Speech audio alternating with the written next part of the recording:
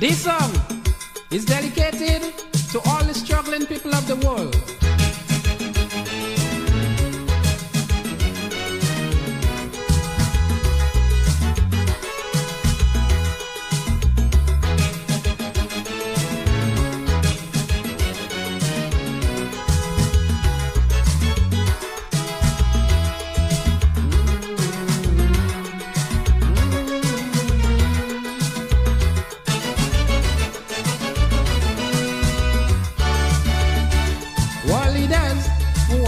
Future plans, I think the world should know exactly where we stand.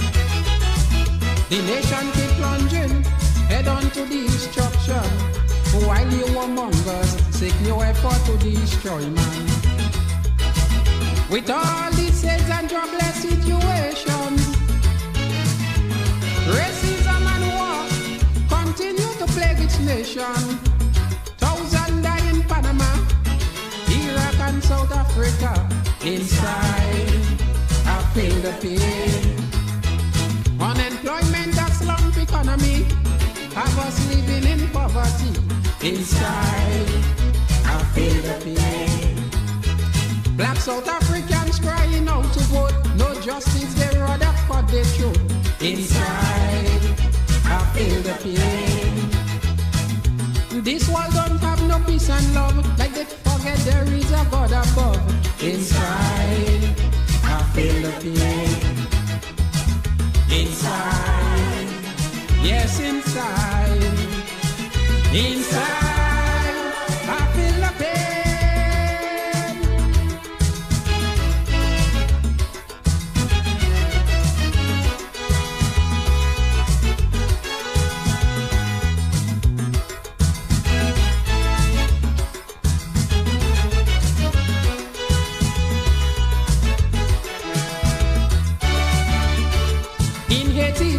The people want freedom, they can't find none, so they had to run.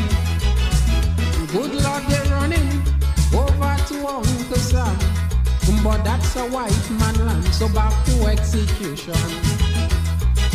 So tell me if that is democracy, because the country poor and they can get nothing from she.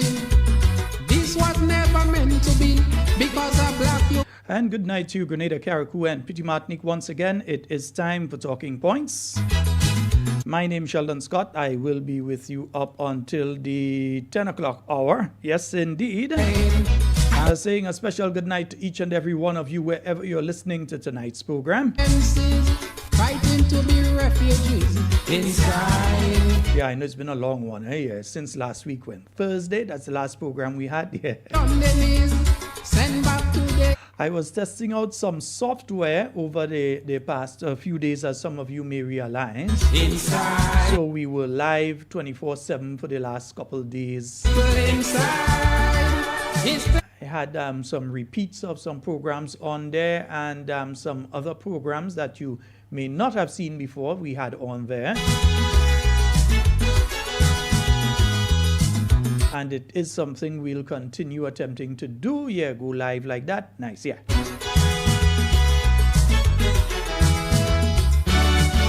Wake up, Caribbean. Time we join hand in hand. So I do hope that all of you had a wonderful Carnival 2026. Where are our values? Stop international abuse. Now somebody's complaining. Oh yeah, the audio is low, boy. Yeah, ain't you? Oh, the audio low, so nah. Let me raise the thing and them. Yeah, man. Yeah. And laws we cannot pay back. The Caribbean heading for starvation. They would never set us free once we owe in them money. Inside, I feel the pain. Our lovely islands in the sun, controlled by warships and guns. Inside. Yeah, so I hope that improved the audio for, I hope that improved the audio for you there, my friend, yeah. And for you and me, inside, I feel the pain. Let's determine now. Yeah, no, I think I know what part of the problem is there, yeah. I think I know what part of the problem is. Inside, I feel the pain. Inside. Yes, inside, I feel like Yeah, I think that should fix part of the problem there for you.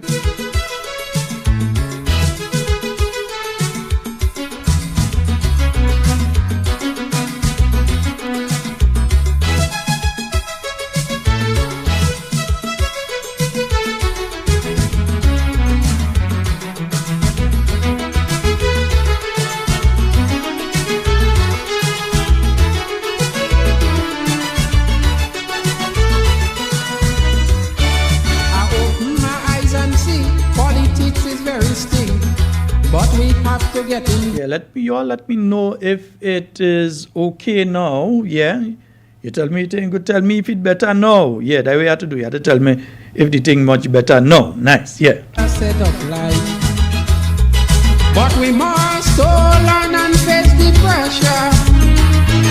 Fighting on we own brother, go create more problems in Grenada. Yes, Oswald Belfon, I see you there. Caitlin Knights, good night to you.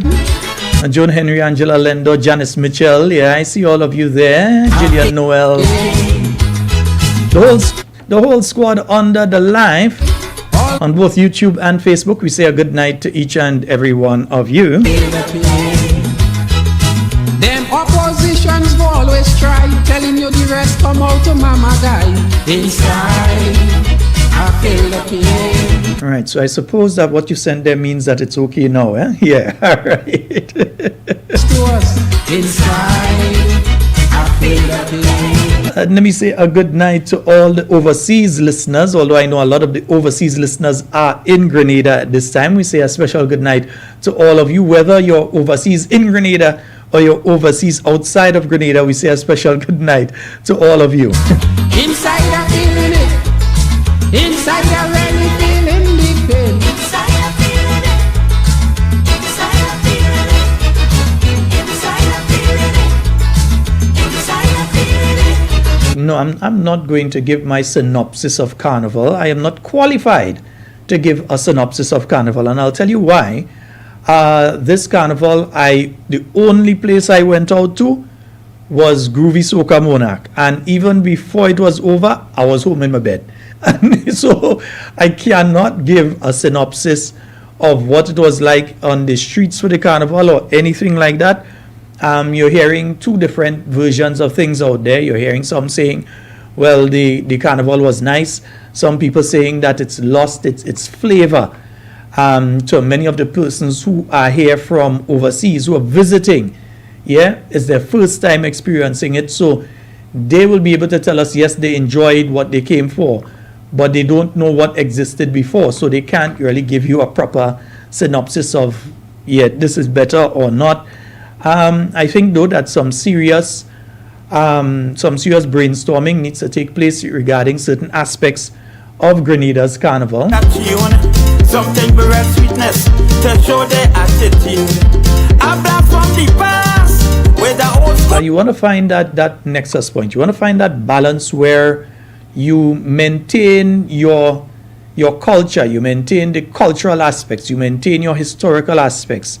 You don't kill off what you've had, yeah. And them in a mood to wine and to behave. And at the same time, while you're doing that, you also want to include innovation. You want new things to come in, yeah? Only Juve morning, sweetness, sweet. So I saw lots of discussions about Monday Night Mass and the time it's starting and so on. So you have a lot of folks going out there to see Monday Night Mass, and it just seems to be starting later. And as I said, I didn't go anywhere. I'm just telling you what I heard. Lots of folks telling you they're going out to see it and it's starting later and later. I even saw one post by an individual that said that they actually used to play Monday Night Mass, and then afterwards they became a spectator, and now they've graduated into staying home and hope they could see some of it on TV because of the time it's starting and so on. In a long time, the music hit the spot, so they're feeling fine. I can tell you the people that actually play, most of them, I haven't seen much people complain. They enjoyed themselves, yeah? This melody. Being a spectator and being a masquerader is two different things, yeah? The young middle-aged and old with music is sweetness, sweetness. That is what they're getting. Niceness, niceness. Only Juve morning, sweetness, sweetness. Also, you've heard a bit about some of the some folks complaining about the pretty mass and the type of costumes for the pretty mass and that sort of. I'm not getting into that either. I'm just saying that some folks have been complaining about it, and in fact, I was speaking to one of the listeners to this program. I know they're listening tonight, and they were telling me they wanted to take their 8-year-old out to see the pretty mass, but they were so worried because of the some of the costumes. They were worried and so on. And I'd say at the end of the day, it's a choice that we have to make, whether we're going to go out and we're going to take our young ones to see it, or we're not going to do that. And the traditional mass, the avenues for the traditional mass to be displayed and so on. They come out to share. So as I said, there's quite a lot in relation to the carnival that has to be looked at. The quality of some of the productions and so on. Something with red sweetness. There's always the complaint about the music on the road and so on, the type of music that's being played and all of that. Something mixed with flavor to send them going wild. So some folks found everything was good. Some folks have their own discussions, and I think that probably what Spice Mass needs to do is, outside of them having their own brainstorming session. We know all they want to fire the CEO right now. Yeah, we know that. Come on, there's I think the whole of town know all they're looking to fire the CEO. We know that, right?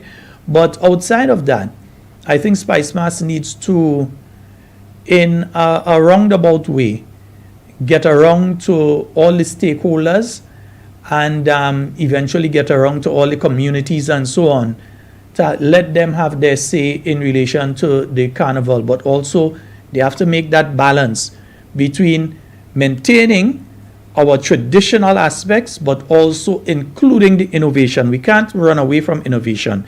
Yeah, you're going to see new things every now and again. Bird calling. Boy, such a feeling in a long time. The music hit the spot, so they're feeling fine. Cause when I think some of the pretty mass bands, they're complaining about various things. In fact, the cost of putting out a band in the first instance, the amount of money that they have to pay for the different things that they're bringing in, and they don't get concessions on everything. They get concessions on some things and the other things. And all of that, yeah. niceness.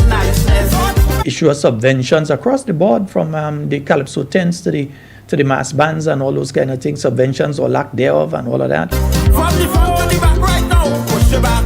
On it. Roll it back. Baby. Good night, Margaret Jeremiah, and good night to you, Monica. And let me say a good night to the Giza. Yeah, Giza, good night to you, bro.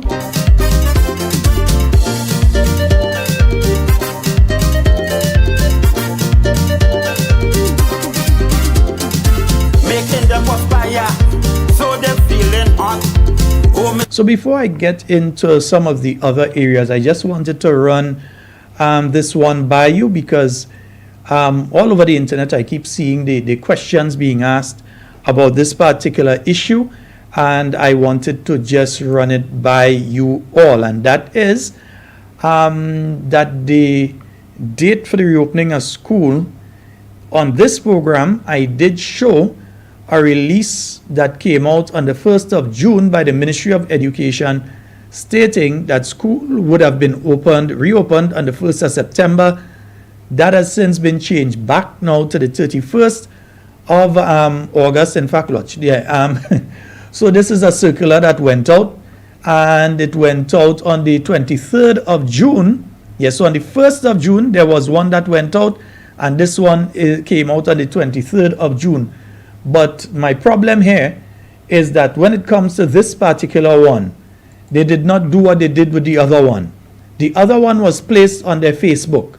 So parents like myself, and many of you listening to this, grandparents and guardians, etc. of the children, we were of the opinion that as of the 1st of September, so the Monday, we thought would be no school, and then school started on the Tuesday. But the ministry has sent out this. They didn't put it out publicly, so I'm putting it out publicly. I don't care. Yeah. So it says the reopening date for the 2026-2027 academic year, and reference is made to the ministry's circular issued in May of 2025 last year, communicating the approved school calendar for the 2026-2027 academic year, which indicated that schools would reopen on Monday, 31st August 2026.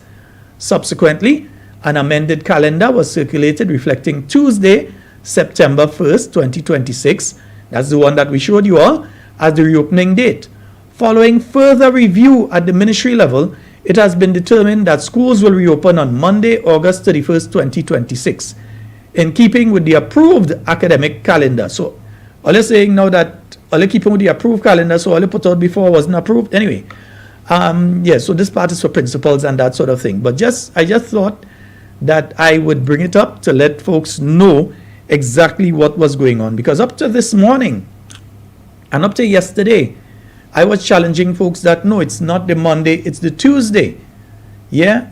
Until some teachers check me and they say, no, Sheldon. And so, yeah, they make sure that I saw what it is that was sent out by the Ministry of Education to the principals and the schools. Don't know why they didn't send it out to the parents, but it was sent out to the schools. So from what I'm seeing there, as of the 23rd of June, yes, I know we're in August. As of the 23rd of June, it is once again the 31st of August. All right? Yeah, I know this. So them people like they can't get they can't get the thing straight. I don't understand what's taking place with them people are doing this thing, man. Yes, indeed.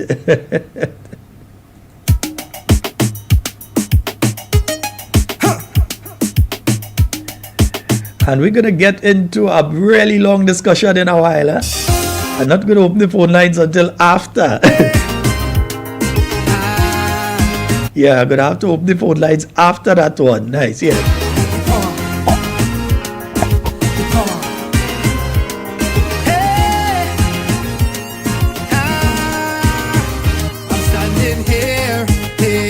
So we think we have it now, right? The 31st of August. All the children going to school. Our children going to school in August. I said I got no fear, no, 'cause that the country heading for revolution. Another revolution. Yeah. I know we got to make it. And folks, in case many of you may not know, the deadline that was given by Global Petroleum Group to the government of Grenada, that deadline has passed. So it's, and we do know that on the government press conference that they held last week, they did say that they saw nothing to respond to. So Global Petroleum Group wrote them stating that they are going to start, well, basically legal proceedings because they're going to go to arbitration regarding the issue of the removal of their license. And the government say, well, basically telling them, well, go ahead. That is accounted for in the arrangement, so go ahead. We give them the power. We give them the oi, oi, oi. Give them the power. We give them the power to make it right. We give them the power. They turn wrong and use the power to fight. You know, but in my view, and I'm saying here in my view, I do not believe that Global Petroleum would have ever been accepted by the NDC administration.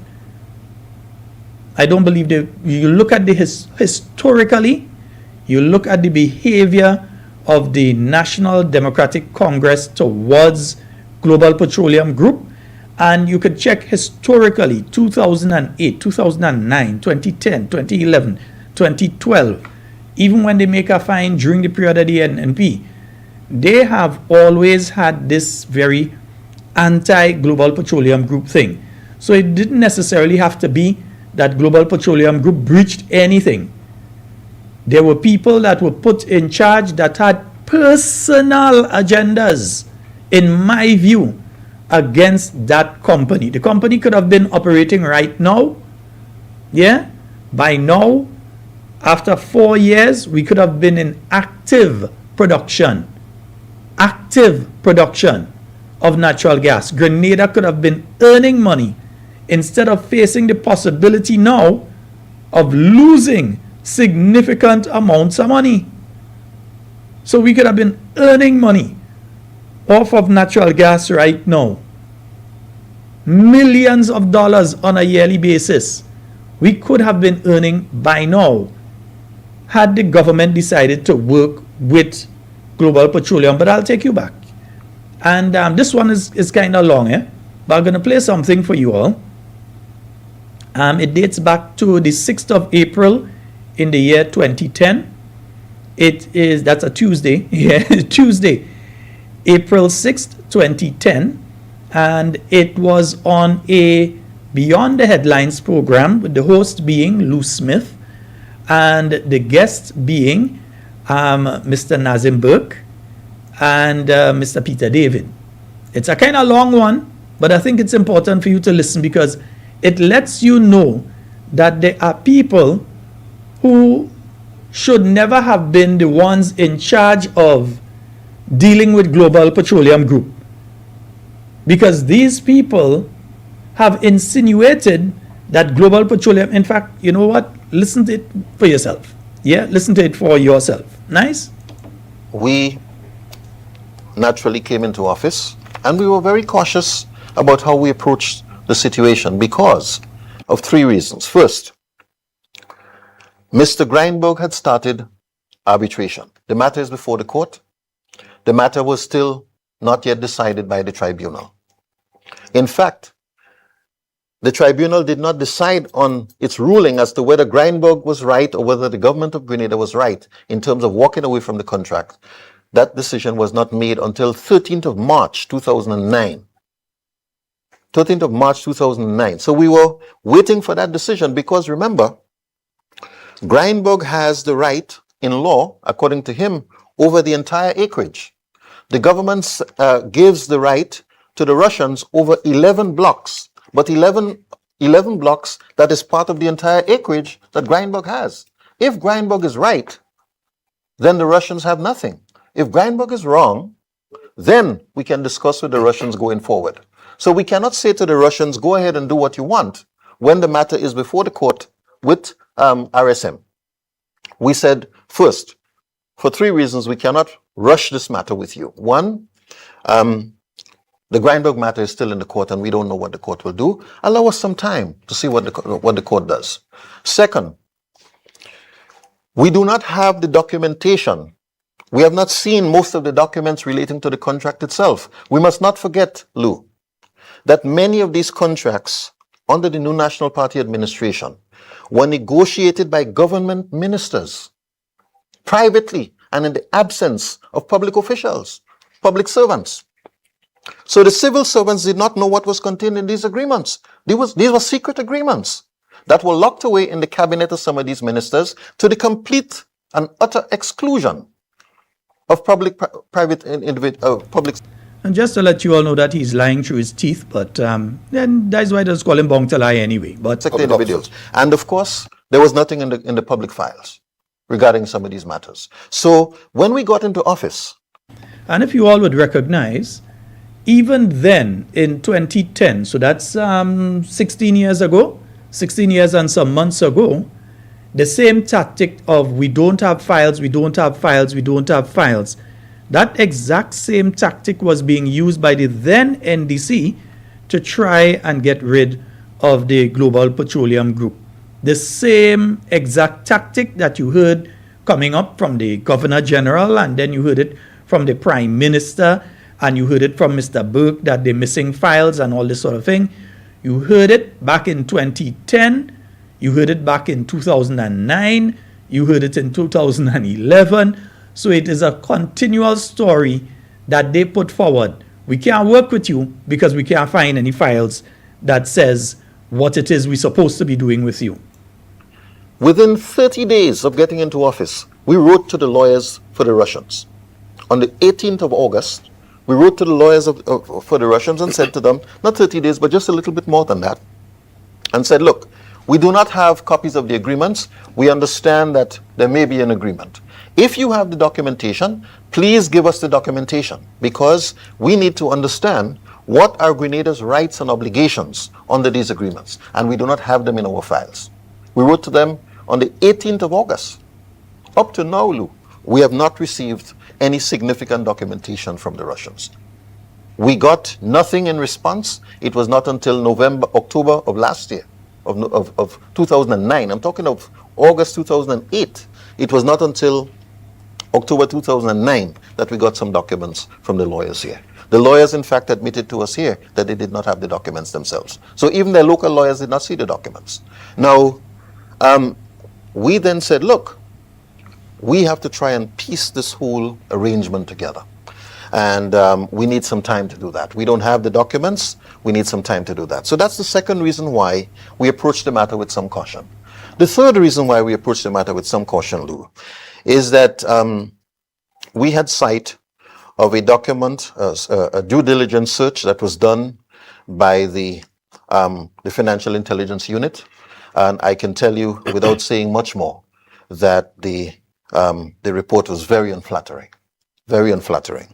And we determined that given all that we had seen in that report and given everything that we were aware of, we did not want to be too hasty into reaching any conclusions. We were not prejudging anybody, but we needed time to investigate and to get the information. And we said this to the Russians in writing. I met with the Russians on 3 occasions. I met with the Russians within the day before I was sworn in as minister.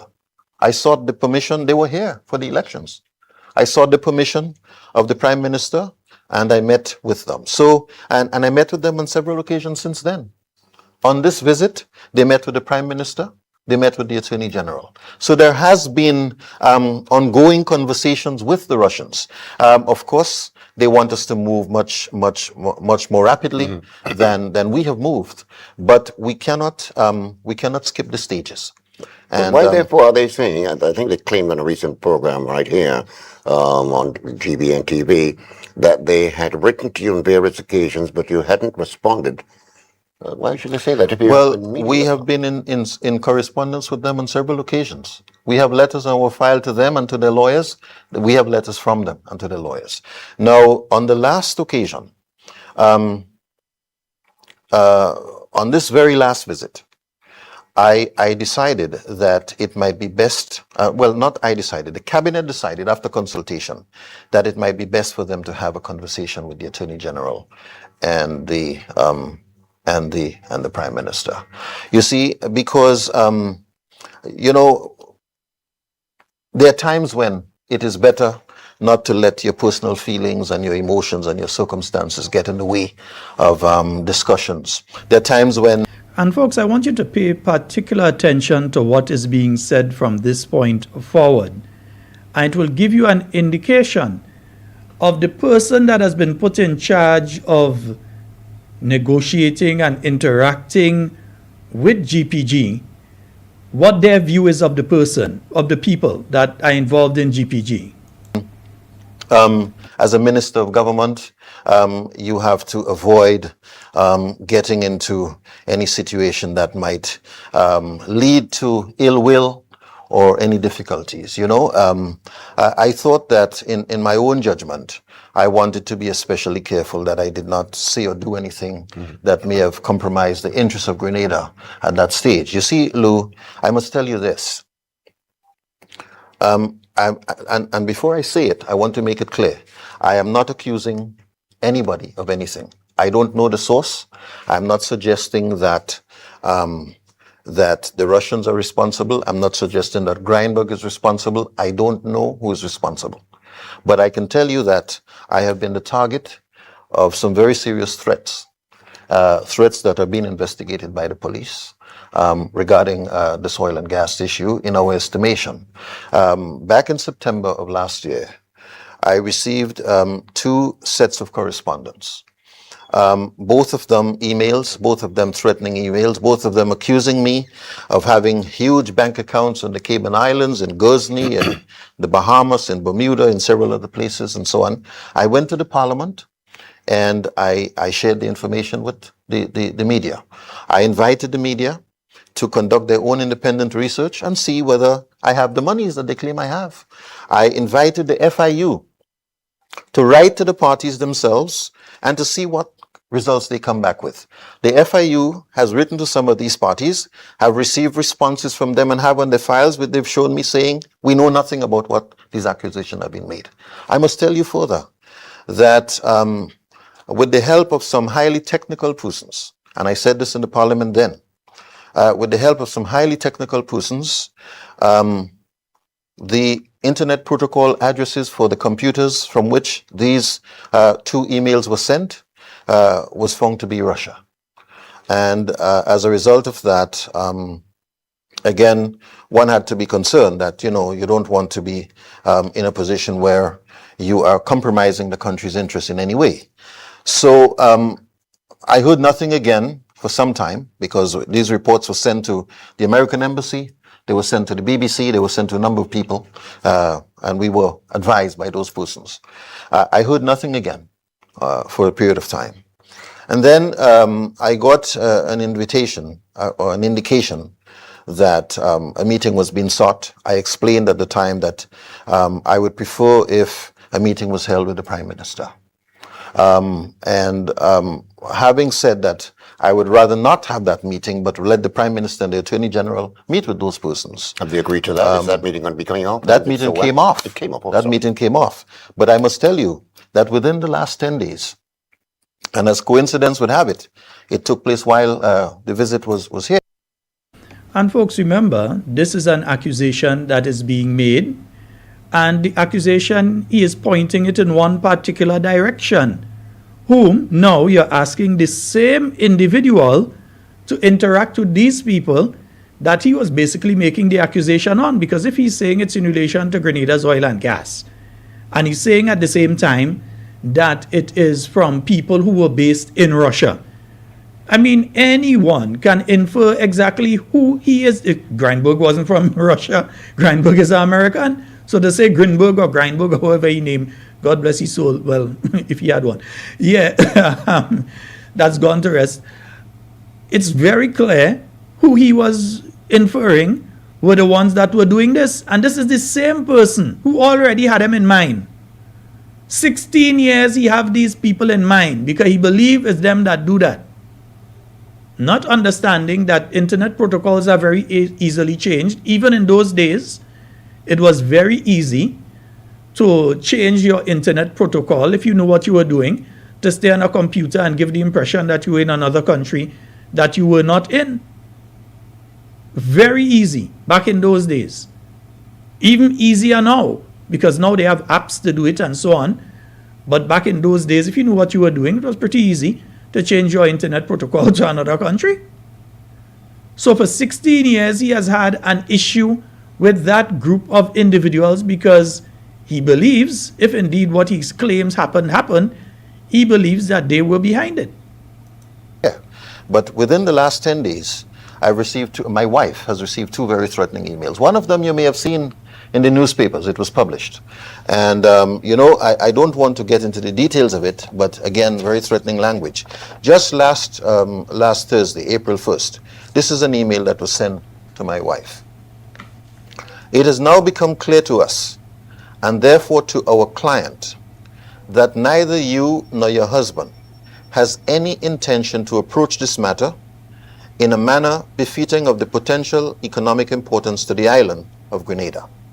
Further correspondence would seem somewhat wasteful, and so this will be our last attempt to communicate in this way. Now, this clearly tells me that somebody plans to communicate in some other way.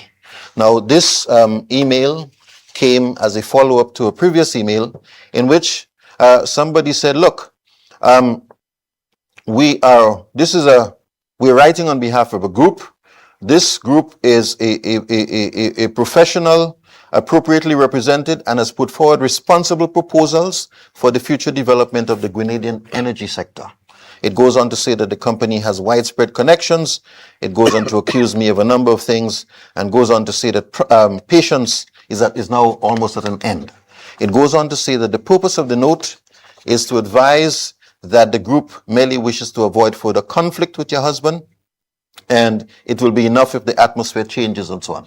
These threats that have been coming are threats that ought to be taken very seriously. I have spoken to the police. They are conducting their investigations. The FIU is conducting its own investigations. It accuses me of speaking with international accountants and lawyers and so on. We basically, Lou, I'm not interested in engaging in any fight with anybody. My responsibility as the minister responsible for energy is to preserve and protect the patrimony of the country. And Yes, indeed, folks. And that is the individual, because this is, he believes that these people were behind this thing, if it did exist, because we know we're talking about if indeed that did exist, he is accusing indirectly that same company that then now in 2022, 2023, 2024, 2025, and 2026, he has had to interact with the same people that he accusing indirectly of all that he just read out there. You expect that at the end of the process, where you already have them in mind, that there would have been any other outcome, no matter how good. Remember, the Prime Minister himself stated that Global Petroleum Group, that they approached him and they told him that they had $350 million to start the other aspect of the project. The second exploratory campaign, they also approached him in relation to starting to do extraction from the existing well that was capped back. Yeah? But you expected anything to move forward if that's the kind of thing that they believe about these people? It's a mindset that existed. Let me see what Mr. Tillman Thomas had to say back in the day here. Let me just go back. So the contracts that we inherited from the past administration. So that one will be reviewed too, yes. Former Energy Minister Gregory Bowen says the government's review of the license agreement secured by Global Petroleum Company Limited to explore Grenada's waters for oil spells bad news. It was under the 13-year reign of Again, this was in 2010, once again. men of mainly Russian and Italian origin secured a license to explore Grenada's potential oil deposits. The GPG wants the present government to give it the green light to bring in a seismic ship to conduct tests in our waters. They say government and the state of Grenada can earn as much as $900 million yearly if oil is found and harnessed. MTV caught up with Mr. Bowen and he first spoke of his government's negotiations with GPG. We had a lengthy negotiations with the Global Petroleum Group, which resulted in the grant of a license to them. All the necessary checks and balances were done, and they're the group who funded the arbitration cost for Grenada at the tribunal, ICSID tribunal in London. And so they have had a license, I think, since the beginning of 2008 or late 2007. And they have embarked upon their component of doing a desktop study. And I think I've understood that they are now ready to present it to the combined team of government and explorers. Mr. Bowen also confirmed that officials from Global Petroleum Group funded the lawsuit case against oil explorer Jack Grindberg. They are the same group. They have been sued by Grindberg, and as you're aware now, Grindberg has also sued the lawyers in London, Freshfield, and so for even representing Grenada. So it is not unlikely that he will continue his legal actions against other persons in the government. Mr. Bowen also said that the government's review of the license granted to GPG in April 2008 spells bad news. He explains. Now, this term review in the hands of the National Democratic Congress is extremely disastrous. They have reviewed nearly every project out of existence. They have been reviewing this case with assistance both from inside and outside, and it could only be extremely clear to them that the GPG has a valid license. And so the only person who stands significantly to lose to me is the Minister for Foreign Affairs, who has boasted that they are in the process of negotiating a joint exploration with Trinidad and Tobago. Now, when you review this out of existence, or when you hold it up, or even if you go forward with it, then Trinidad and Tobago cannot carry a joint exploration in an area of blocks that has already been given under license to GPG. All we're seeing there again is the government exposing us to massive cost. The former energy minister says the announcement by Foreign Affairs Minister Peter David that government will pursue exploiting our potential oil reserves with the government of Trinidad and Tobago is not that simple. He told MTV that oil explorer Jack Greenberg and his company RSM have launched an appeal in New York and London after losing their legal battle against Mr. Bowen and the government of Grenada earlier this year. Mr. Bowen says the appeal means Grenada is not out of the woods. MTV News, Ria Murray. And again, that was in the year 2010. Oh, you all didn't realize we had like every news broadcast from... Yeah, so that was from the year 2010. And you heard Mr. Bowen speaking there about what is taking place at that time with Global Petroleum and the then government, the NDC government. So there's no way they can tell me that there isn't, that this group, the NDC, has a problem with that particular company. Not that the company has done anything wrong, but they have always been going against the company from day one. They have been working against the people. You have 44 blocks. The people are only holding on to 4 blocks. And you decide that you're going after them, which, because we know very well that the case will be filed against the government of Grenada, and again, we'd find ourselves exposed to having to find possibly billions to pay off that company that could have been bringing in all that money to Grenada instead of the money coming into Grenada. Now you're finding a situation where the money has to be going out of Grenada. Because in the first place, once they file that case, you have to represent yourself. So you have to pay for lawyers and that sort of thing. Yeah, you have to pay for lawyers. And you're speaking hundreds of thousands of US, especially if you're going out to the international courts and those sort of things. Hundreds of thousands of dollars that are going to have to be found by the Grenadian people to pay for those lawyers, where we could have otherwise been in a situation where we were one. This is where Grenada could have been now, had this government decided in good faith. And if you listen to former Attorney General Cadgington Hood, and several times when he was speaking, he always mentioned the words in good faith. That wasn't an idle statement. It wasn't looking for a word salad. He was being very specific because the documentation between the government of Grenada and Global Petroleum Group speaks of both sides working in good faith with each other. And as we can clearly see, there doesn't seem to be any good faith from the present administration in Grenada. We know that the key person, the main man, the head honcho, who is the person that's supposed to be working on behalf of Grenada, that person had an issue 16 years and counting, an issue with the same people in the Global Petroleum Group. The Attorney General had her issues as well. Don't believe me? Let's go back a few years, man. What year this was? This was back in 2017. Yeah, the Attorney General Day talking about oil and gas. And let me hear what she had to say back in 2017. Of the Trinidad and Tobago Guardian online edition stated that Grenada has discovered natural gas. The article, dated September 21st, went on to say that the discovery was made by the Russian outfit Global Petroleum Group.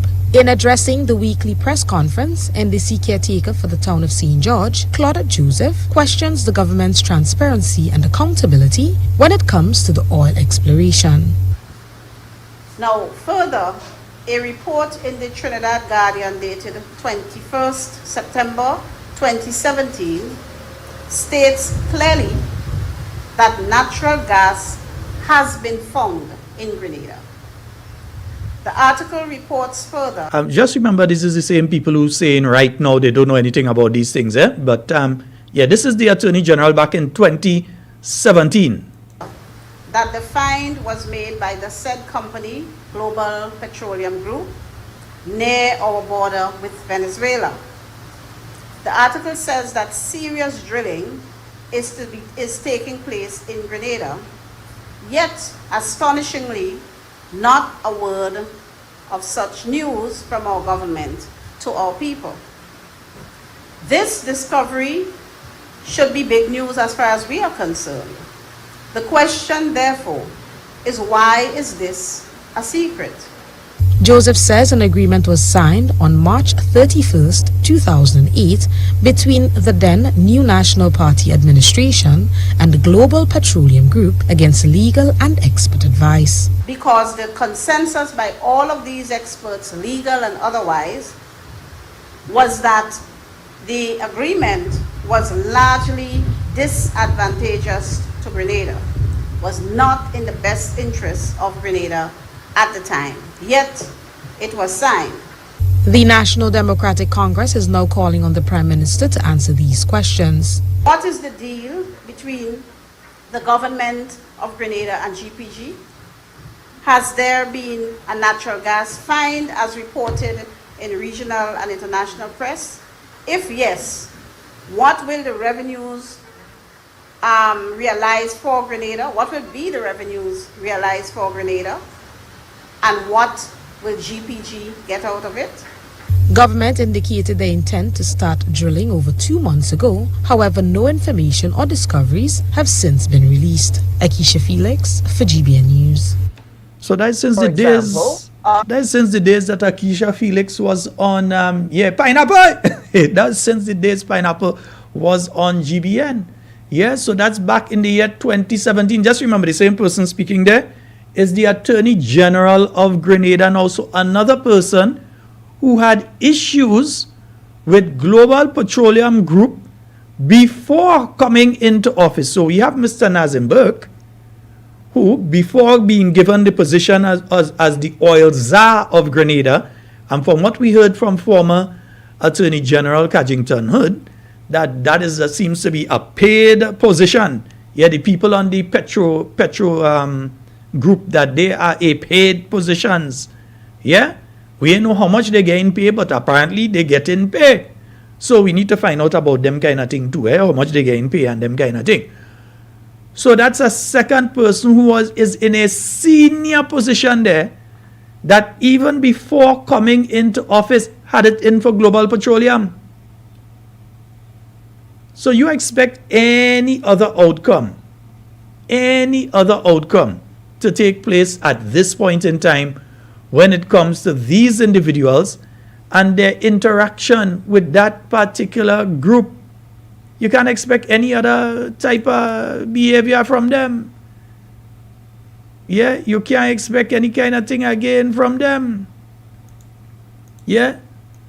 Let me see if I can find something else, man. I must find other stories here. There are numerous stories. Yeah. I just somehow have, I'm putting out everything tonight. Let us say we lie. Yeah, let us say we lie. Because I'll tell you something. There are certain people who you will see speaking on this issue very soon. And one of them should say nothing on this issue. That is Anselm Clouden. Should have nothing. Anselm Clouden should have nothing to say on this issue. And I'll tell you why. That is an individual. When the case was against Grenada, it was not against Gregory Bowen. It was in case of Gregory Bowen in his capacity as an agent of the state of Grenada. So when they thought that if Gregory Bowen lose, is Gregory Bowen had to find the money to pay? No. Had Gregory Bowen not stood up and defended the state of Grenada, it is you and me would have been paying Jack Greinberg all now. The government could not be speaking of going to any arrangement next year, going to any discussions to start with the other blocks. They could not have been going into any of that. Because had Mr. Bowen, because it wasn't really Mr. Bowen, but had that case been lost, Grenada would have been the ones losing that case.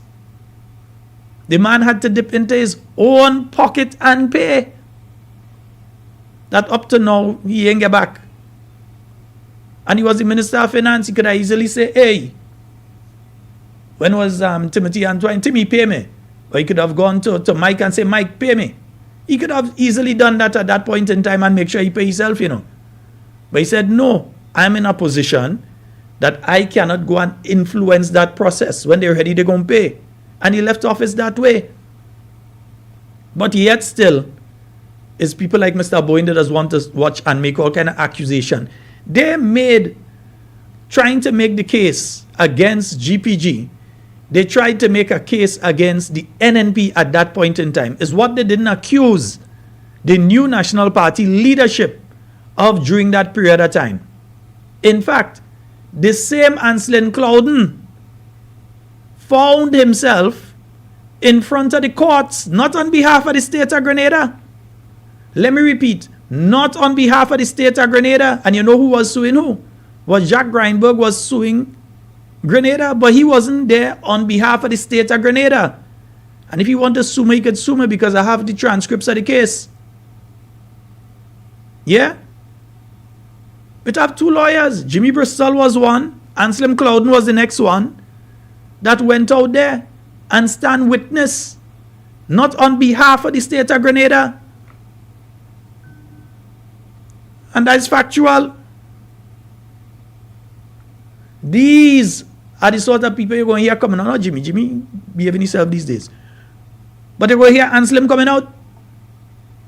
Come out and talk about it, but explain to the Grenadian people how you found yourself out there talking on behalf of Greinberg. Explain that part. How you ended up out there as a witness, talking against the state. That Grenadians could have been paying billions right now if Mr. Gregory Bowen and all of the accusations they made against Mr. Gregory Bowen and the NNP at that point in time got shut down in every single court case. Destroyed in the court because they could not present anything factual in the court. Was hearsay and things that they make up. Nothing could have been presented in the courts at that point in time. Every minute you was hearing investigation, they come in for them this time, they come in for them that time, they come in and pick up this one, they come in and pick up that one. You even have a situation where certain individuals were at a hotel in the south of the island and a police officer came with an already written statement for those individuals to sign accusing the same Gregory Bowen and Dr. the Right Honorable Keith Mitchell of things that they knew nothing about. The people they bring it to sign say that is not true. You're not going to sign that. Because they knew it was not true. From that day, the people who refused to sign have been targeted. I ain't going to tell you who the people are, you could guess. They have been targeted from that day. And even a bit before it. So they've made all kind of accusations. It is Gregory Bowen that saved Grenada. The then government said that is a personal matter, they're not paying anything. Let them say a lie. I'm not afraid to say anything about it because they know right now go pull the file and play it. Don't think I don't have the interview with Mr. Bowen's lawyer. And go play that one tonight. But don't think I don't have the interview with Mr. Bowen's lawyer. Well, lawyers, one of whom was Senator Dwight Hosford, and the US-based lawyer who took up the case because he saw what this could possibly do to a sister Caribbean territory. He's from Trinidad, not even a Grenadian. But he said when he saw what could have happened to a sister Caribbean country, he took up the case. When you see things happening, understand it in context. You see, some of the younger ones, this 16 years ago, I think we're talking about now. Yeah? So that means a first-time voter, this election, the youngest ones, would have been 2 years old when all of this happened. So when they hear people come in and talk about phantom ministry and money missing now, they don't know the same story was being told when they were 2 years old, or 4 years old, or 5 years old, or 6 years old. They were studying to play and watch Pokemon. That was what they had then. Yeah, and Clifford the Big Red Dog. That what they were studying to watch. And Teletubbies. They were not paying attention to this kind of thing. They were 2 and 3 and 4 years old. But they are first-time voters now. And they have to know the history, because they may fall into the trap of believing what this government is saying is true. They may fall into that trap, not understanding that there's historical malice towards the group, Global Petroleum Group. Historical malice within the confines of oil and gas in Grenada once the name Victor Nazim Burke is dropped in there. No other way to describe it. No other way to describe it. You know what? Let me open the phone lines a bit. 440-7377. You could call us direct, or you can call us on the WhatsApp. Let me open the phone lines. Let me pull up here. Yeah, let me open the phone lines a bit. They know. 440-7377. You can call us direct, or you can call us on the WhatsApp. I'm giving you all the opportunity to call right now. Yeah? Nice.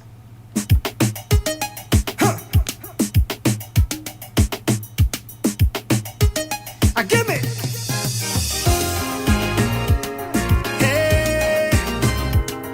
And folks, before I take the calls,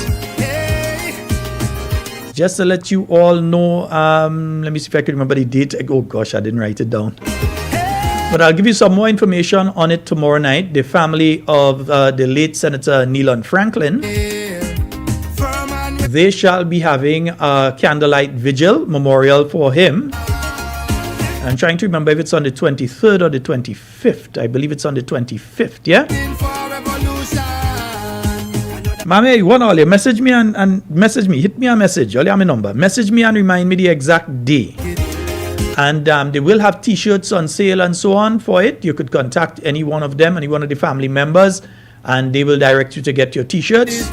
So they're having a candlelight vigil. We're still waiting to hear what's the outcome, eh?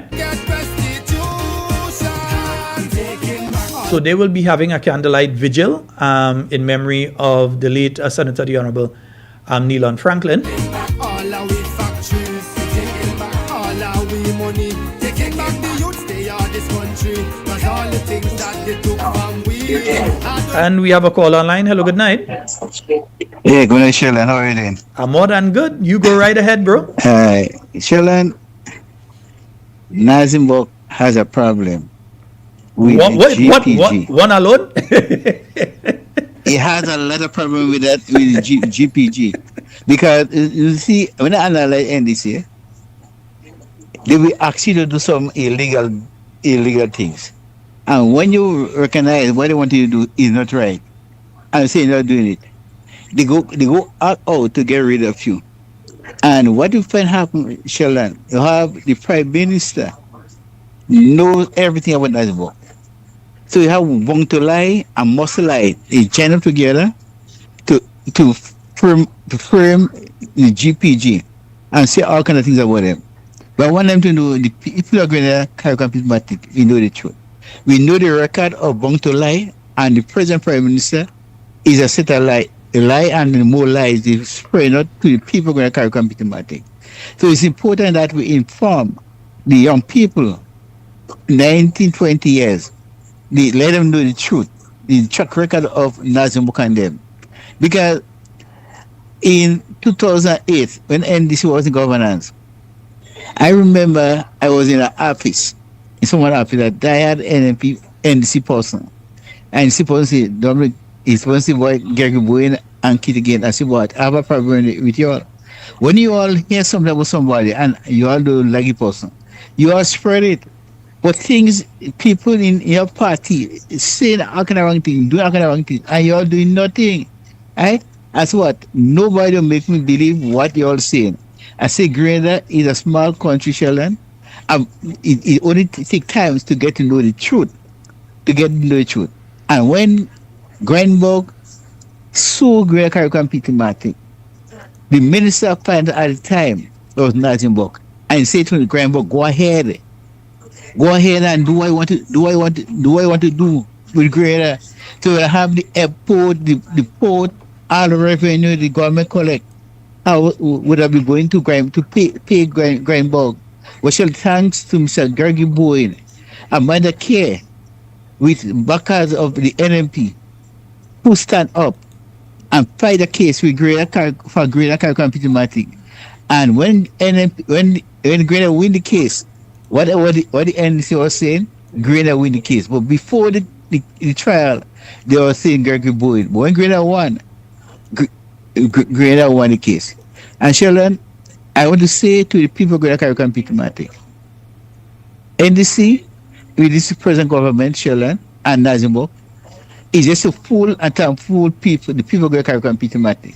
Well, we have to stay on the track, stay on the issue, and let the people know what this government is, what they are doing to make life more difficult for the people of Greater Caribbean Peter Martin. And NDC, they don't care. If you care about people, you care about the country, you got to protect your country. When people trying to scandalize your country and say all kinds of things about the country. Sheldon, have a blessed night. All right. Thank you very much, my brother. Yes, indeed. 440-7377. That is the number for you to call. You can call us directly or you can call us on the WhatsApp. Yeah? Nice. Beautiful. So I just confirmed it's on the 23rd and it's taking place in Brizan, right near to the church there, right in Brizan. So it is taking place on the 23rd.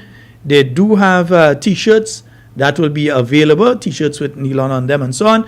They'll be available. I will get a number in a short while for you all to be able to get your own t-shirts. And so if you're attending that, it's going to be starting at roughly 6:30, yeah? I might have to wear my t-shirt on the program because I can't make it from there and make it back in time, eh? 440-7377, that's the number for you to call and get on to tonight's program.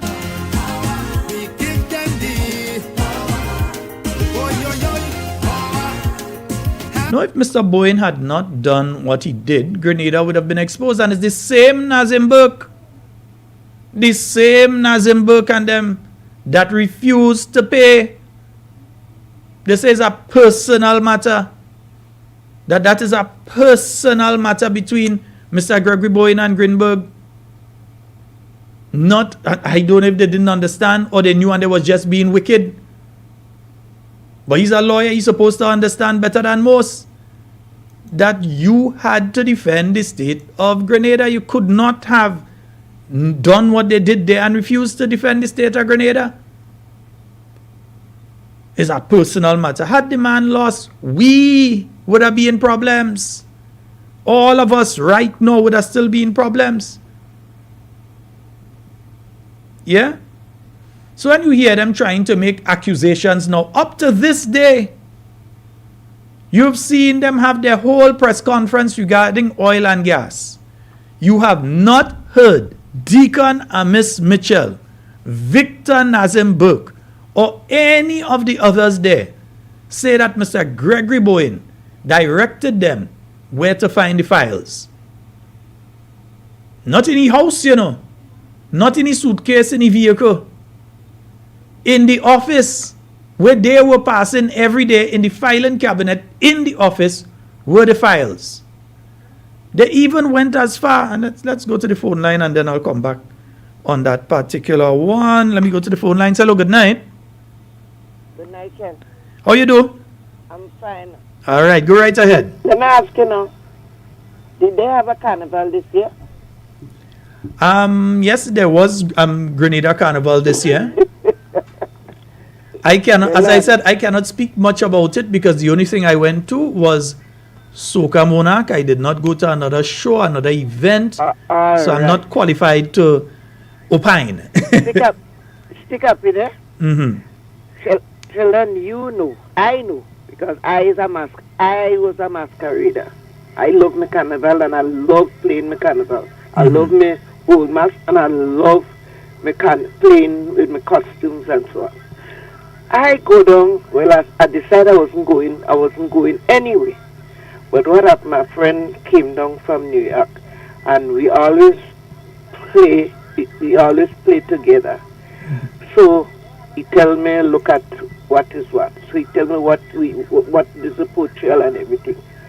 So I go down and meet him, and for we to go and do the portrayal. So to my great surprise, I know normally they'll have, well, I didn't know if they make changes and all them kind of things, but the person know that they always make changes, and he is the one that go and do the registration and everything. So he must get all the information to able to pass on to other people if they are playing. Mm-hmm. When I go down, well, we went down Tantin, so we put on the costume and everything. So we come back up from Tantin, and we say, well, we're going towards the fire station. Lo and behold, they say it's only one judging point. So I say, one judging point. I know normally they'll have a judging point by Ximena Waterfront, and then they had another one somewhere else, and that place. So about 3. So I leave and I think we go down, we come back up, we go down, we come back up, and then I say, what, you see me? I say, this is look as this my mountain street, no? So I tell the guy, I say, watch, I ready to go, I ready to go home, because I ain't getting the vibes, I ain't getting enough substance in them kind of thing. So we leave and we come back up.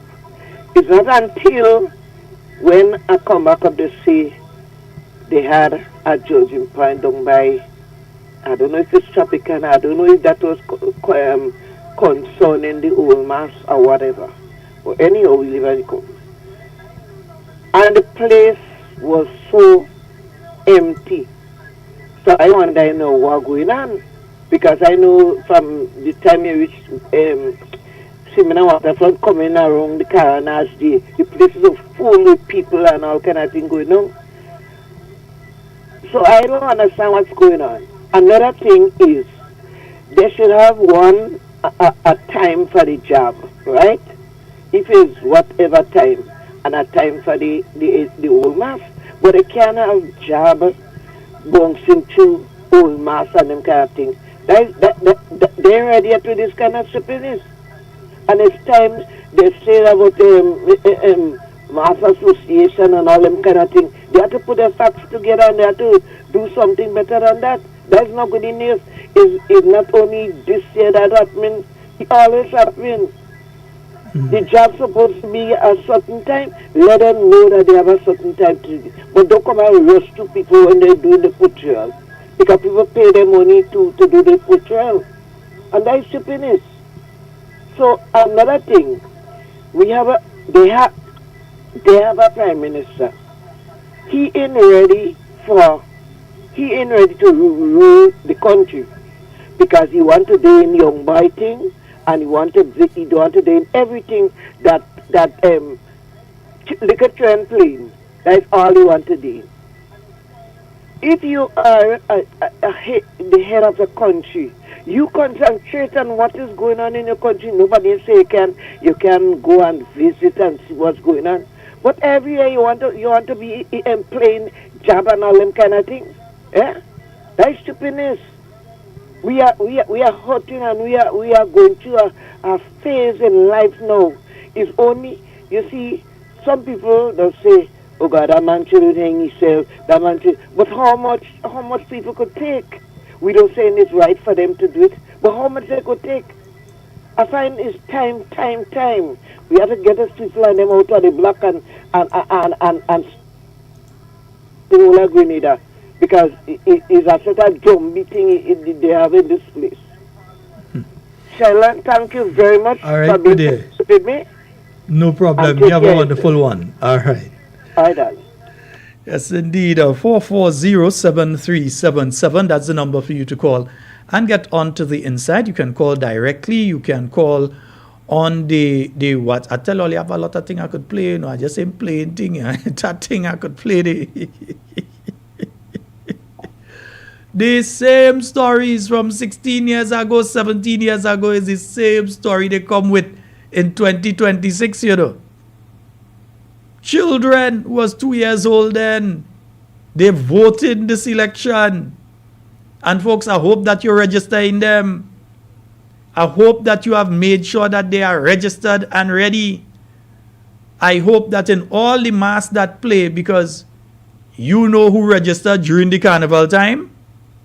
You know how much people went and registered during that time. People that probably came in from all over. You know how much of them probably registered during that space of time. You make sure that you registered. You make sure that your children who are of age to vote, that they are registered. Have you ensured that that is the situation? Or have you just, you ain't bother with it, it's carnival, so you're paying attention to carnival. Have you registered? Have you checked the voters list since it came out? Have you been able to check the voters list? So that instead of coming and say, well, look, it are these names that are not supposed to be there and thing. Have you checked and confirmed that those names that you are concerned about, that they are on the list or been removed from the list? Have you found names that are not supposed to be there according to what you know the law says, and you informed the NNP and say, hey, we find that, this person ain't supposed to be there, that person ain't supposed to be there? Have you done that? Yeah? We have to ask ourselves these questions, because we have to make sure that the election is free and fair. We have to make sure that everything is free and fair. So we have a special responsibility to make sure that we check the voters list. And if you have not picked up your role, you ain't picked up your role yet for election day, contact your constituency branch and take your role for election day. Make sure that you are ready to play your part when the bell is rung. Yeah? Make sure. All right, folks? 440-7377. I'm giving you all a chance to call in. All our we money, taking back the youths, they are this country. Cause all the things that they took from we, I don't know about you, but I know we gave them the power. We gave them the power. We gave them the hey. I'm just trying to bring over something there again. You have to play something else for you. 440-7377. As I said, you can call direct or you can call on the WhatsApp. We can take both calls.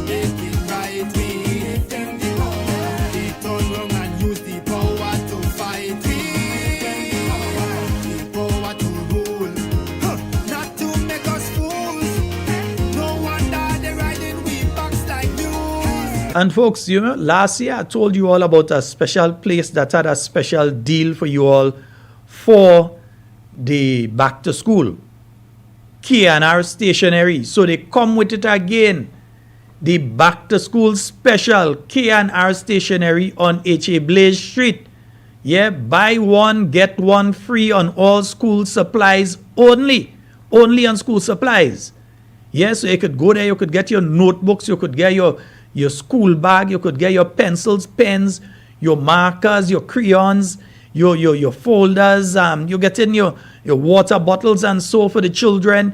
You're getting anything you're looking for there on H.A. Blaze Street. You know where Otway Bailey at the top part there, right on the top part there. You can go there and you can get your stuff. Buy one, get one. So you have two children, you could go there and you could get them thing for them children and them.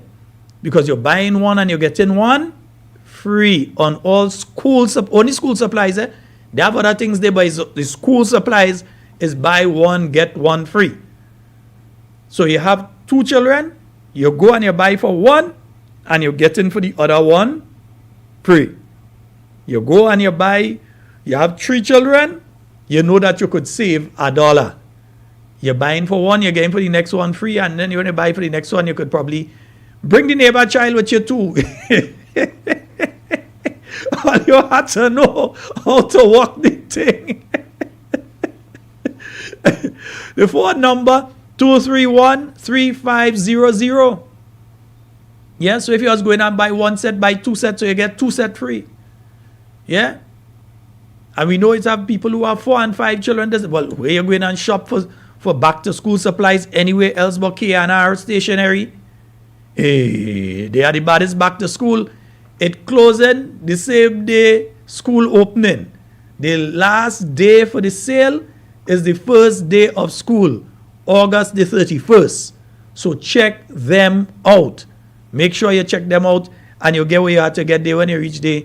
Tell Heather Sheldon send you. Yeah? Tell the boss lady you hear about it on Talking Points.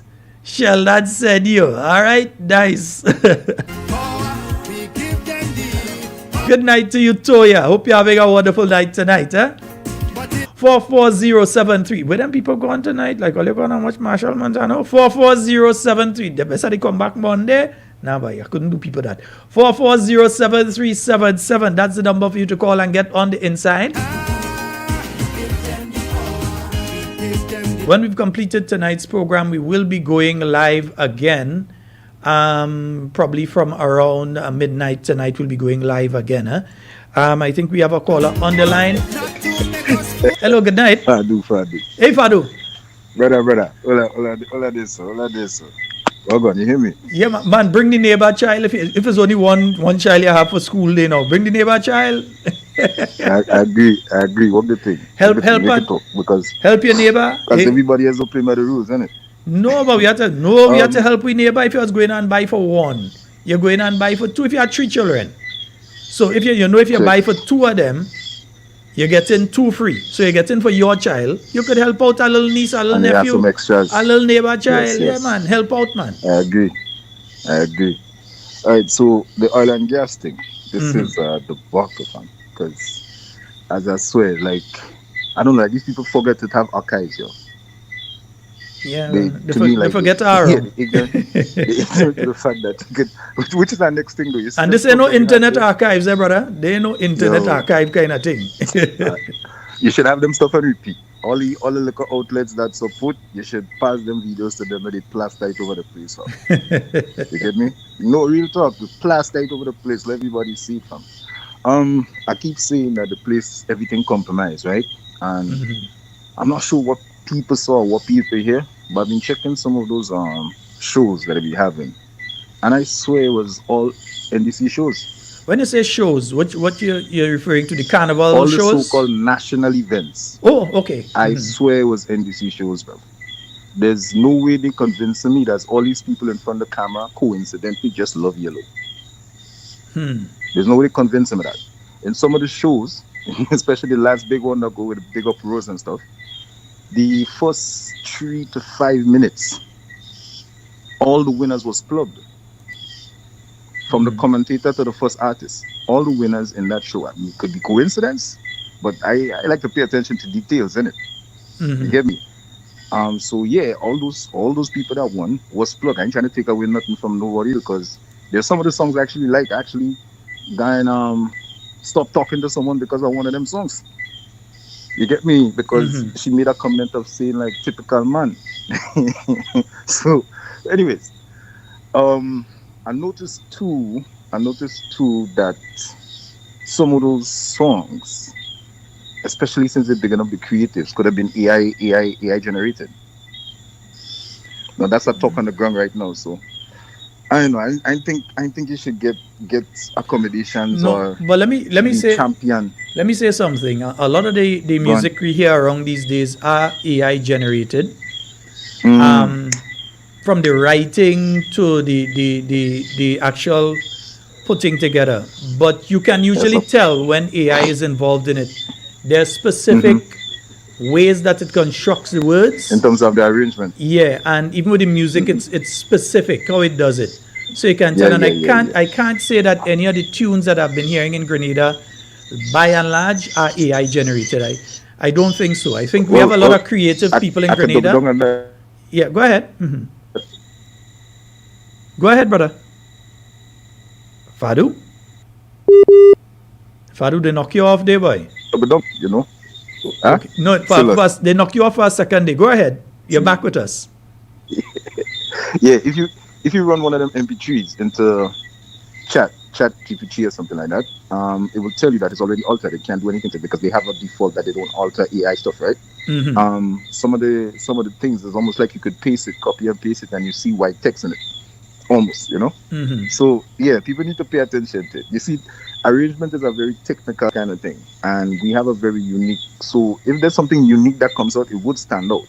But you're looking too good right now for the creatives. Trust.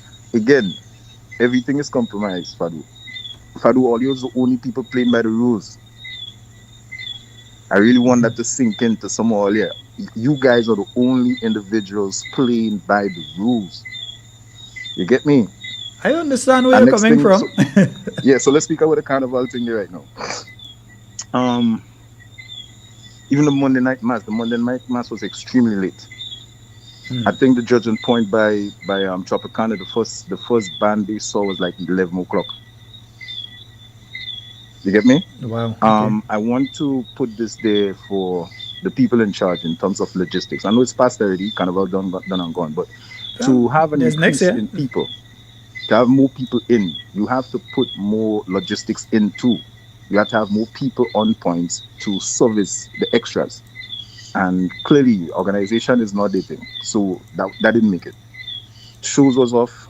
You have people complaining about the timing, which is more or less that. A lot of people complain about the timing, like how they have to get to the show. They don't do preparations for that time to that time slot, and they can't get into the situation. So that was a problem. So the things that is showing is different from what is being experienced, which, as we know, that's how it goes. Because they tell the people here one thing and they tell the diaspora another thing.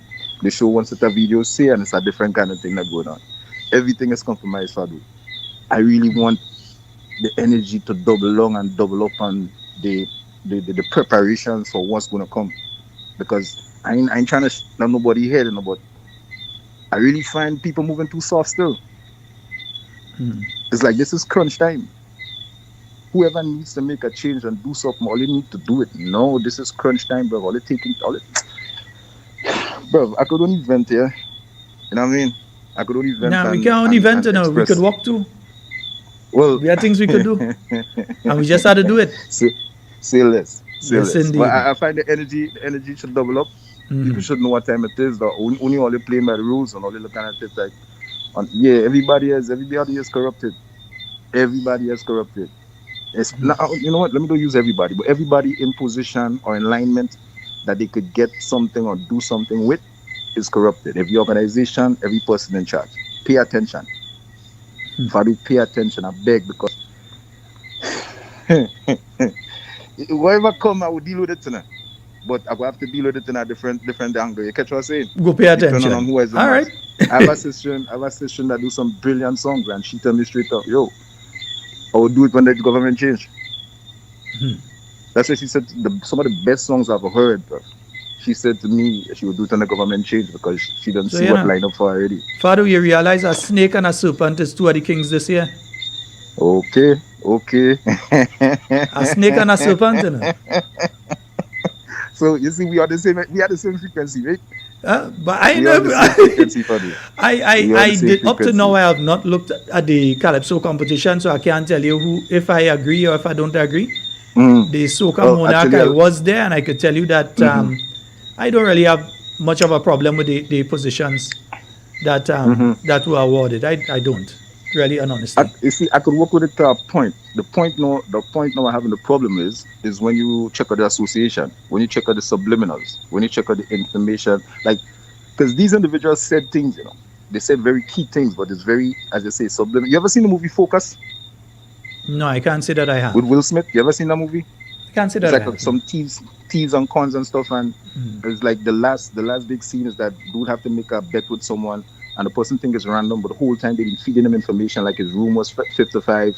They've been singing some foreign word songs to him, but the words translate into 5. So when he had to make the bet and he looked on the field, he actually saw someone like a player with 55 on him, and he picked that person, but he think was random, but it was programming it. Okay. You should check it out. Focus. I'll check it out, man. Look for that. Right. You understand? And that's what's going on right now. There's a lot of subliminal and suggestive thing. And to the commentators, that was the backstage for the shows, right? Mhm. Miss ladies and them, please stop trying to make this thing a war of genders. We not that. Like, females been intricate in every part of our history. This war is not ours. Stop putting that on us, please. I beg. Mistake picture with the PM. I beg. And I would like to say, when you do, if you hear me and you're listening, when you do host a show, please be attentive to the information. The co-host was brilliant. Like, she was remembering things off the brain. Miss Lady had to look in she phone to find out certain information. And I find that very insulting. You get me? But Fadu, let me not take up much time, because I say I just venting right now. Let me go and play something. Let me play something interesting there. Go play something for you. Alright, go on then. All right, Fadu. Bless man. Fadu. You know what? Let me play something here. And let me see if I can find it. Yes. And let me play this. Roger Victor Archibald, attorney and counselor at law, who's originally from Trinidad, but has spent the greater part of 30 or so years in the United States. He's a lawyer who represented the former Minister of Energy, Gregory Bowen, in the matter of a lawsuit brought by Jack Grinsberg and RSM Production Corporation, one of the... As I told you all, yeah, we kind of have all, yeah, they could come and lie as much as they want now. They could try and twist things as much as they want now. We have receipts when we speak, yeah? At the appellate level, based on the withdrawal of the then sitting lawyers. So good evening to you, sir, and good evening to Dwight Hosford. Mr. Hosford was the local attorney for Gregory Bowen. So let me ask, what got you, what it is that made you get involved with this case after all?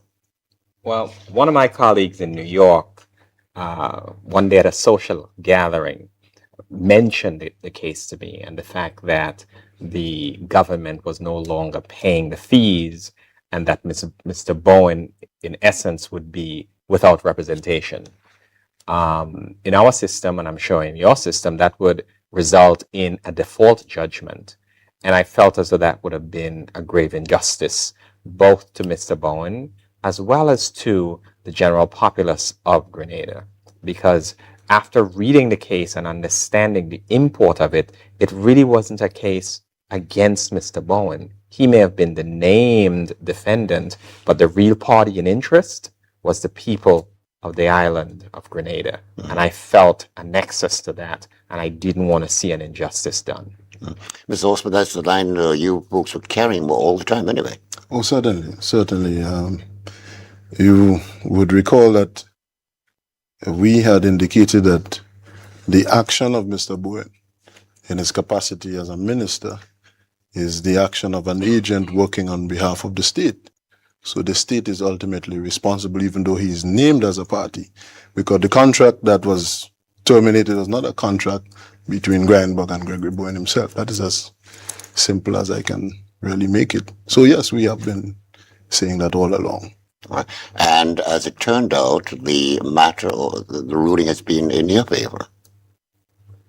Yes, the ruling is, when you say in my favor, you mean in favor of my client, of the client, Mr. Bowen. In Mr. Bowen's favor. Right, in Mr. Bowen's favor, and in the favor of the government of Grenada and the people of Grenada. And that is a point that needs to be hammered home here, because even the court in the United States went through great pains to explain that in these types of lawsuits, the party in interest is the entity, and the entity here was the government of Grenada. For example, there wasn't a remedy that the court could have fashioned that would not have implicated the sovereign interests of this country.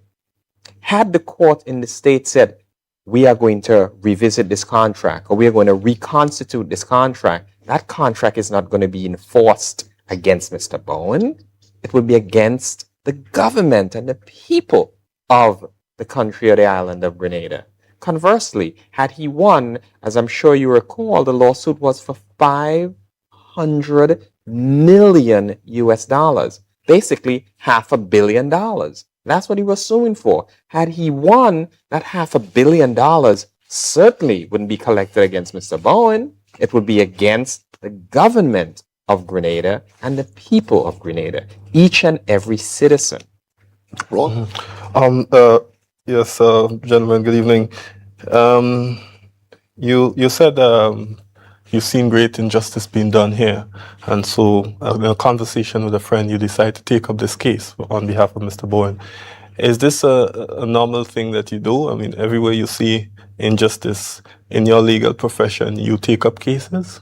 That's an excellent question, and the answer to that is no, because I am one firm in the United States. I certainly couldn't take up every case where injustice arose or arises, but in this particular case, I felt the need to get involved to assist Mr. Bowen because I felt as though he was being thrown to the wolves. But what's special about this one in particular?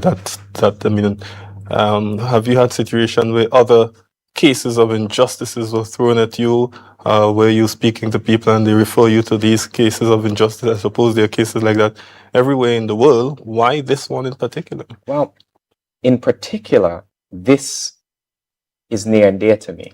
I was born in the Caribbean. Although I've lived in the States for 35 years, I was born in Trinidad. And this was the first case that came to my desk that involved a sovereign nation that's a neighbor of my home country. So the draw was there, the pull was there to come and do whatever I could to help a neighboring state that was in need of assistance. On the premise of Caribbean connection, you say? Correct. Have you rejected any other similar cases like this? There haven't been any. Okay. This is the only one. Well, we spoke about implications. I'd like to know, could explain to me, what are the implications now for Grenada? Well, I think the only way I could answer that question is I think Grenada should look at Mr. Bowen right now as a national hero. Because in essence, he saved the country by going forth and getting private counsel when the rug was pulled out from under him. Had he not gotten private counsel, there certainly would have been a default judgment. And that default judgment today would be the responsibility of the government and the people of Grenada. So that those would have been the implications, which in my opinion are rather grave. Right. Well, certainly. Again, we have always maintained that to be the situation, that it was not a personal liability that Mr. Gregory Bowen was facing on his own and of himself. I had been in contact with the then Attorney General. Unfortunately, the fellow lasted something like 10 months, I believe. My correspondence moving between myself and his office, and the position was maintained by him that the government saw it as a private matter. I have these correspondences here in this file. And that, in fact, he challenged me to prove to him in one correspondence two things, basically. One, that there was a retainer by the previous firm, Paul Weiss, Rifkin, and Wharton, I believe, an international firm based in New York, to prove that there was a retainer with them, between themselves and the government of Grenada. And the second was to prove to him that the government of Grenada was a party to the litigation, although they were not named. In my response to him, I disclosed to him copies that I got in my possession, transmitted from abroad, fees billed for that were paid. That's evidence of an agreement. Also, I submitted to him a copy of the retainer or engagement agreement between Weiss and the government on behalf of Mr. Bowen. And after that, I heard nothing, really. But it was clear to us that the government's position was that they will not pay. In fact, I heard one of the ministers indicating on a broadcast that the way that they saw it, it was a private matter and the government of Grenada, and as far as this administration saw it, was not involved. And that was unfortunate. We now see at the end of it that an external court is telling us things that we knew to be fundamental from the get-go. It's rather unfortunate that we had to go through all of that. So the payment you talk about there, is it to Mr. Richard? No, Roger. Roger, sorry. Is it to Roger's firm, or No. is it to Paul Weiss' firm? Paul Weiss. Paul Weiss' firm. So that's the legal payment you refer to? Yes, there was an engagement with that firm by the previous administration. So, yes, indeed, folks. No, and I just play that because I wanted them to know that they could talk, but we have the files. Because right now you hear them trying to give the impression as though the same person who has already cleared himself in every court possible, has already cleared himself on multiple occasions, as though he do something. You hear them talking about 19 million. And there's something that I want to mention tonight, as I just remembered as well. There is a Facebook profile by the name of Javoni Campbell. I think that's how Javoni Campbell, is it? Yes, Javoni Campbell. That Facebook profile has been one of the biggest thorns in the side of the NDC. I personally don't always agree with how they approach things. I don't always agree with things that they say. Yeah, I wouldn't always agree with it. But something, according to that profile, something they said over the weekend has me a bit troubled. And it's not something that they came up with and they said, but something that happened to them. They made a particular statement about an activist of the NDC last week. Nothing even close to some of the nasty things their activists have said about Dr. the Right Honorable Keith Mitchell, Mr. Gregory Bowen, whether it's Dr. Modest, nothing even close as some of the nasty things that their activists have been saying out there constantly, without reproach, without anybody telling them from the NDC side, hey, don't do that, don't say that. They have been set loose, run and say things about people, run and attack people. So they made a particular attack on an NDC activist. Now explain to me how police officers can find themselves at the home of that particular person according to their post. Because if it is true that police officers, not even in Grenada, but in Trinidad, found themselves at the home of that individual, asking them to accompany them to the police station because there are complaints about them from Grenada, it means that the powers of the state here in Grenada were used to institute that action. That is a dangerous place that we go in. If the power of the state in Grenada is being used in that fashion, because there is no way that they would tell me, because I don't know the person, but there is no way that they can tell me that police in Trinidad know exactly who to go to, unless some sort of cyber tracking, some sort of, because I know how Facebook operates. I know that they will not speak to you unless you are a government official. They have to get an email from a government address, all that sort of thing. And if indeed what they are saying there did happen, it means that the powers of the state are being used against private individuals whom they have something against. And that is a dangerous road that we're heading down. If police in another country could go to pick up somebody because they say something, and not even about a government minister, you know, but just an activist of the NDC, and you have police going to pick up, if that is indeed true, if that did happen, then there are questions to be asked here. Because Trinidad didn't just know who's that person and go and pick them up, because I don't think that is even the correct name that they're using on Facebook. I don't believe that is the correct name. Again, I don't know the person, never met them. Well, as far as I know, I never met them.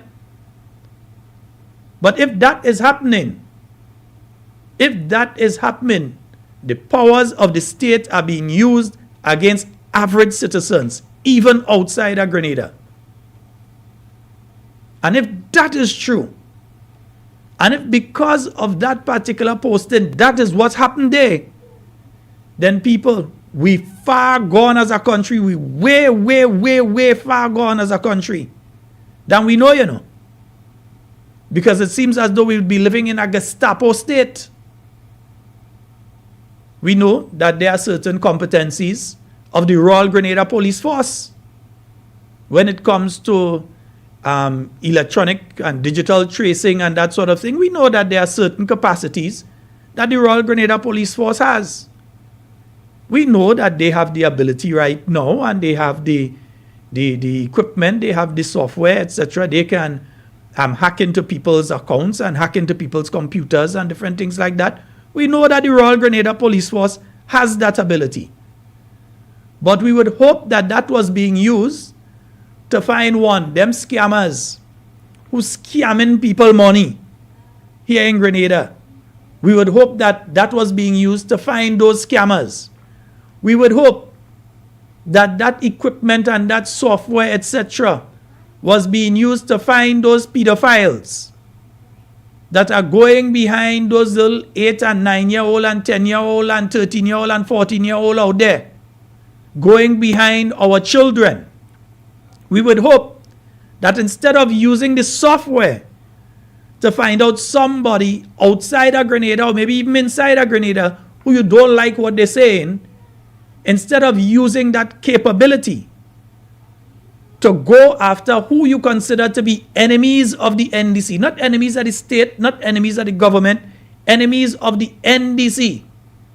Instead of using that capacity to go behind enemies of the National Democratic Congress, we'd hope that you use that to find them drug dealers. We'd hope that you use that to find the criminal elements that bring guns and ammunition into our country to kill our children and our people. We'd hope that's utilized to find those who deal in the crack cocaine. We'd hope that that is utilized to find the people who are involved in all types of wrongdoing in our country, and that the capability is not being used to track down people because you don't like what they say. We would hope that that is the case. Because if it is otherwise, you all need to leave office now. Leave, just go. Because we are living under no Gestapo state. We're saying it loud and clear tonight. We refuse to live under any Gestapo state. We know you are listening to phone calls of political activists and members of the opposition. We know that you are listening to phone calls. We know that you all attempt to hack the phones of members of the opposition and their computers and other devices. We know that that is the case.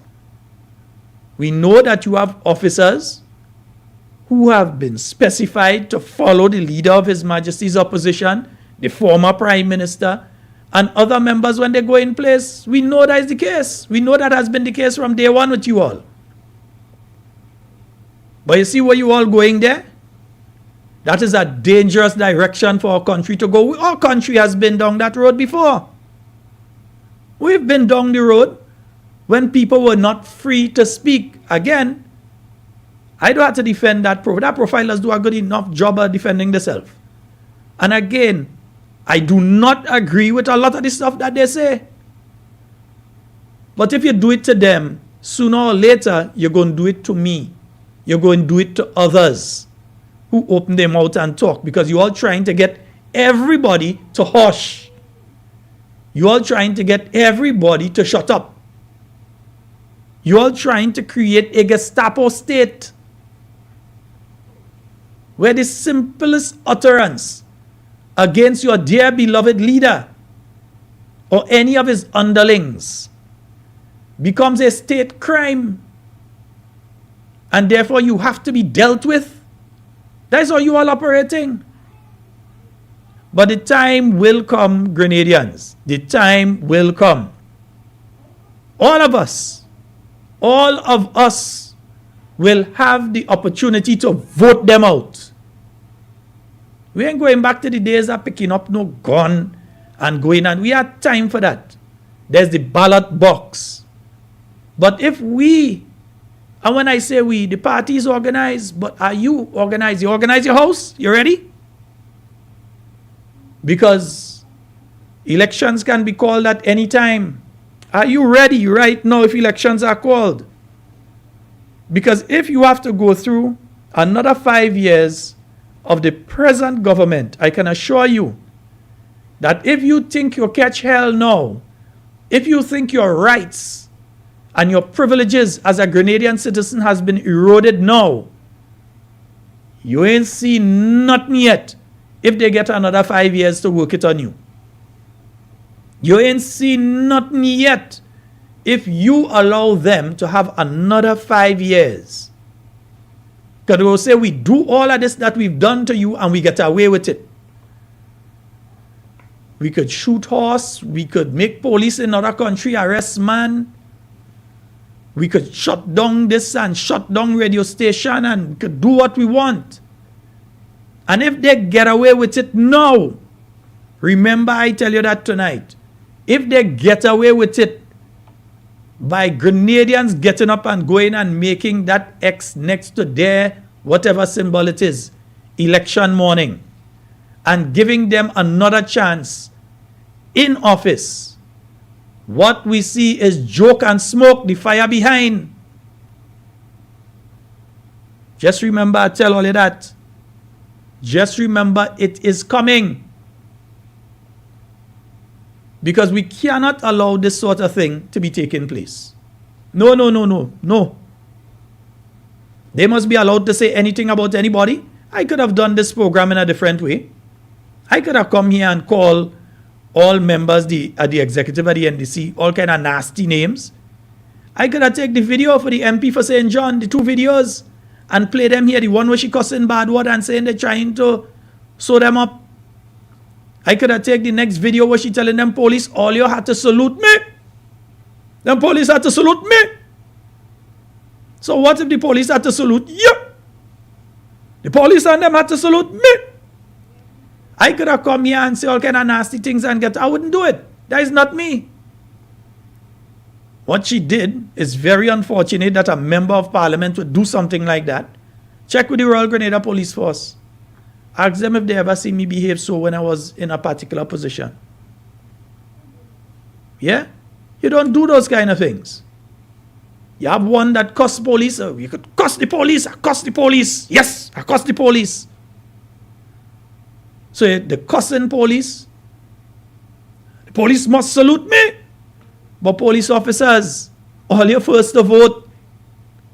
All you're first to vote. So if all you want people that out there boasting that all you had to salute them, and people that cussing all you and then coming back and boast that they cuss all you, whether you're in immigration or you're in fire department, whether you're in fire on the airport or whether you're in drug squad, whether you're in special victims, yeah, whether you're a traffic police, whether you're in CID, SSU or RRU, you could be in the tailor shop, you deserve respect. And if those who are in charge of the state at this point in time do not have the respect for you because they think you are under them, you the boss, you're always the boss to me, but you're especially the boss on election day. And all you're voting before the rest of us. Let the bouncing start the day that all you're going and vote. Vote them out. It's go there to go. Can't allow people to be treating you all like that. Some of you work their father. They had to salute me. The police had to salute me. And then when they go and do their nonsense, because they don't understand there are consequences to actions. So when they went and they behave like that in St. John, and they get on, and just trying to disregard the police, there were children that put on their costume to come and play fancy mass later in the day, and because the trucks and them were tired and they went around so late, they couldn't come out to provide music for the children. That was what they caused by their behavior. Yes, people want to play jab, but you have to understand that there are consequences to these things. You can't want to play jab whole day Monday into Tuesday, whole day Tuesday, and so no time for pretty mass, no time for anything else. We're just playing jab. And then I just want to comment on one thing. I've seen two things I'd like to comment on. One, I've seen the return of animals in the jab. And I ain't talking about a pig head. I'm talking about live animals. Again, back in the jab. We know that is the original, or them nigga and them used to play. We know that is the original jab and thing. But we've been trying to avoid, because we're going to do the snake when you finish play with it. When you finish play jab with the snake, if it's still alive, we're going to just let it go in town? Just let it go in Grenville? You're going back up with it and put it back in the bush? It go survive? After all the trauma you put it through? People want to bring fowl. Just now somebody go bring a cow, a whole cow into the jab. Let me hush here. Next thing somebody take the idea and run with it. I see somebody had an eel. They take an eel and all and bring. Yes, what we call a Kong. They take a Kong and bring. No, and members of the Royal Grenada Police Force, you all know the rules and you all know the law. We can't allow them kind of thing to continue to happen. No. A pig head and thing, yeah, we understand that, right? The dead thing, right? But the live animals, no. Yeah, we know that should not be there. Let us avoid those kind of things. The second thing I'd like to speak about quickly before I run out of time tonight. I've seen many complaints, many. If it was one or two, I'd say, well, but every other complaint about people who were playing mass. So they had on their costumes and they're playing mass and that sort of thing. And some of our men folk using that opportunity as an excuse to grope at them and to touch them inappropriately. Let me say something. A woman could be walking naked if she want. We may not like it. We may say it is not right. But that does not give us the right to touch her. You understand? She may be wearing the skimpiest bathing suit or string or whatever it is. You may not agree with it, but it does not give us the right to touch her. It does not give us the right to grope her. And there were many, many women that are complaining about that. And if I'm seeing some of them, and all of them telling you they don't even know the people. They don't even know this man, and them just grabbing at them and coming and slap them on the bam bam and all kind of thing. People they don't know from Adam, just come in and touch them. Yeah? That is not right. We cannot accept that. There are laws against such things. Yeah? Okay, if you touch somebody, that is assault. So there are laws against those things. Maybe the laws need to be changed around a bit and enforced more or whatever. But outside of that, it says a lot about the mentality of some of our men folk out there who use the carnival as an opportunity to do what they know they're not supposed to do.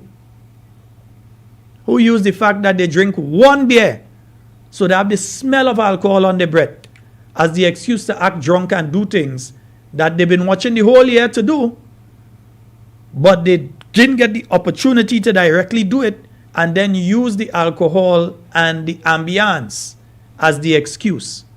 That is wrong. Don't do it. Yeah? And until a point in time that some people start to pay the consequences of their actions with these things, then everybody go, no, don't do it. If you don't want to see that thing on the road, don't go. Simple. I ain't go. I don't see that. I ain't go. You don't want to see it. Say, oh, they're wearing too much skimpy thing. Then don't go. And I ain't saying they ain't wearing too much skimpy thing. I agree. Some of them thing and them day, I mean, come on. Really and truly. Some of them outfit. But who spend their money for it? They spend their money for it. And it look like the less is the more money you have to spend for it. But they spend the money for the thing. If you don't want to see it, I ain't going to see it. I ain't bringing my child to go and stand up in tongue and watch that. No. Yeah? So we have to understand where we are at with this thing. And fellas, you need to control all yourself. All you're doing there is wrong, is wrong, is wrong. Folks, that's all the time we have for Talking Points tonight. Don't worry, I have more thing to play, but not tonight. Folks, that's all the time we have for Talking Points tonight. We'll be on tomorrow night with more Talking Points for you. My name is Sheldon Scott. I am out of here. Do enjoy the rest of your night tonight. Yeah, this is history. The first female Prime Minister of Grenada, Emmeline Pierre. From the hills of Budge Grove, a champion rise, with one thing in mind, to improve people's lives. She was a teacher, so faithful and kind. She made sure no children was left behind. Some people want to know what is her qualification. I tell them she have a master's in business administration. And if that's still not enough for all you to contemplate, the next thing that all you go hear, Emmeline Pierre have a doctorate. People from near, people from far, what they want is a female